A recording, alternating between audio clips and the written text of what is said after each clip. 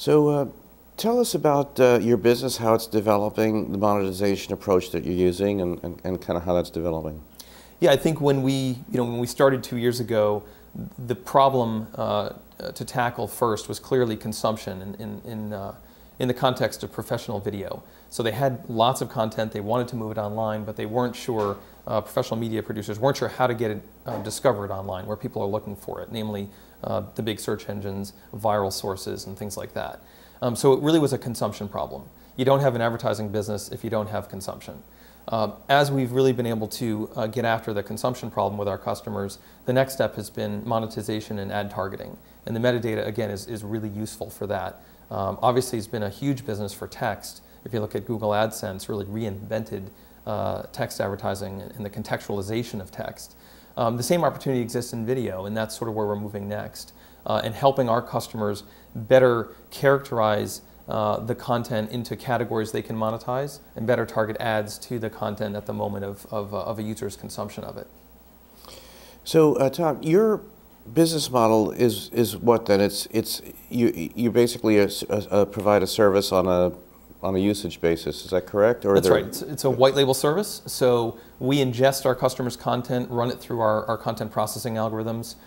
We index it for search, and then we push it through our publishing applications. So if the customer wants, we can turnkey host their entire video search and video archive solution within their website on a white label basis. If they prefer, we can also give them API level access to the metadata we produce, and they can weave that into their content management and publishing systems as well. So our business model is based on the amount of content we process for them on a monthly basis and how many either page views or API requests that we deliver for them on a monthly basis. So tell us where you think things are going to go next year. In video search and the sort of the directions you're going in, and how that might develop for your company and others. Well, I think that there's been some notable changes. I think if you look at consumer behavior, video is now the most popular word on Google web search. Users are adding the word video to their queries as a strategy for finding video, which makes sense. I mean, they know how to use web search, and so they're using that as an approach. So that puts a burden on content producers to make sure their audio and video content is present in the big web catalogs. I think that trend will continue. Users will continue to, and at a growing rate, use that strategy to find content. I think additionally, this contextualization of content for advertising, for mapping to related content, will also grow dramatically, because that's what the web's about. The web is not a lean back experience. It's an experience where the consumer wants to be in control. And I think that hasn't really happened with video yet.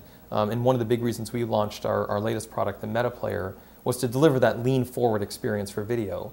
With the MetaPlayer, you can search within a video, you can create your own custom clips, you can comment on the video, and really provide that experience where the content experience is the consumers rather than necessarily just the publishers and how they define it. Who's using the new player? So we are rolling it out across our current customer base. So Boston.com is using the new player, DallasCowboys.com is using the new player, and then we have a slew of our existing customers queued up to roll it out in the next few weeks as well. So are you competing in a sense against the platform or Brightcove? So the MetaPlayer strategy is to use the growth in Chromeless players, and a Chromeless player is really the equivalent of the API access to a video content management system. So Brightcove, YouTube, the platform Maven, MetaCafe, they all produce Chromeless APIs for their player. And what that means is the video itself, where it streams from, the advertising rules, the analytics rules, those are all preserved in the video consumption. A Chromeless integration means that we then wrap that with the MetaPlayer, which marries all of the metadata we produce to the video stream itself and provides this search within the video and this advanced clipping functionality. We can skin it to the look and feel of our customers, regardless of what video backend they're using. And in fact, we can stitch multiple backends into the website of our customers. So if they want some YouTube content, some content from their video CMS, or multiple CMSs, we can do that.